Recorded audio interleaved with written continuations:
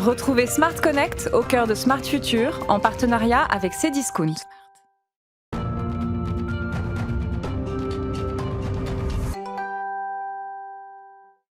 Smart Connect, la transformation numérique au programme comme tous les jours. Et aujourd'hui, c'est une pépite, une PME française qui cartonne. Ibou et son président Clément Bernard, bonjour.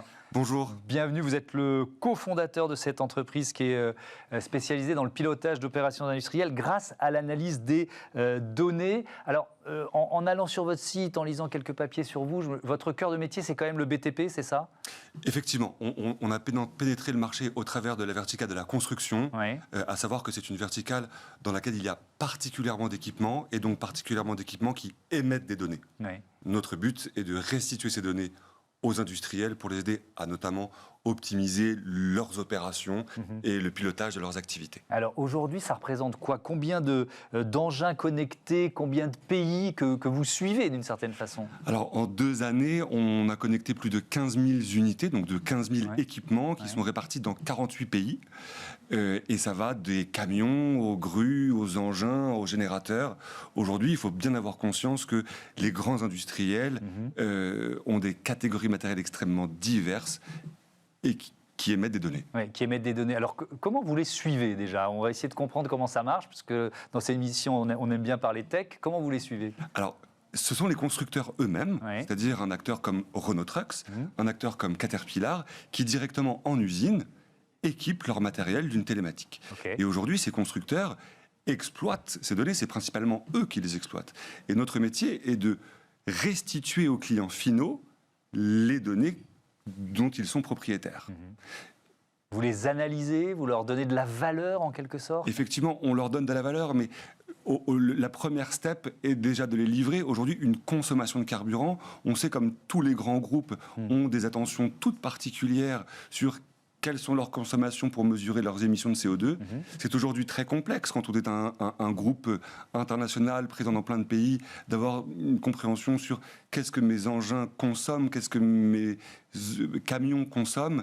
Et aujourd'hui, on a la possibilité de leur restituer cette information, pays par pays, catégorie par catégorie matérielle, pour leur permettre de rentrer dans l'affinage de leur productivité. Oui, donc ça, c'est un avantage direct, économie d'énergie. Il y en a d'autres, lesquels? Absolument. Alors, la productivité en tant que telle, quand on gère des milliers de machines, comment est-ce qu'on peut répondre à la question, aujourd'hui, ce matin, est-ce que c'est 60% de mon parc qui travaille ou est-ce que c'est 98% de mon parc qui travaille?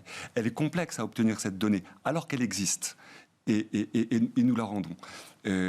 Ensuite, on se rend compte qu'on vient créer de la valeur pour l'écosystème de nos clients. C'est-à-dire, aujourd'hui, on vient travailler avec les grands énergéticiens, dans la mesure où on va connaître les niveaux de remplissage des réservoirs de tous les engins de FH.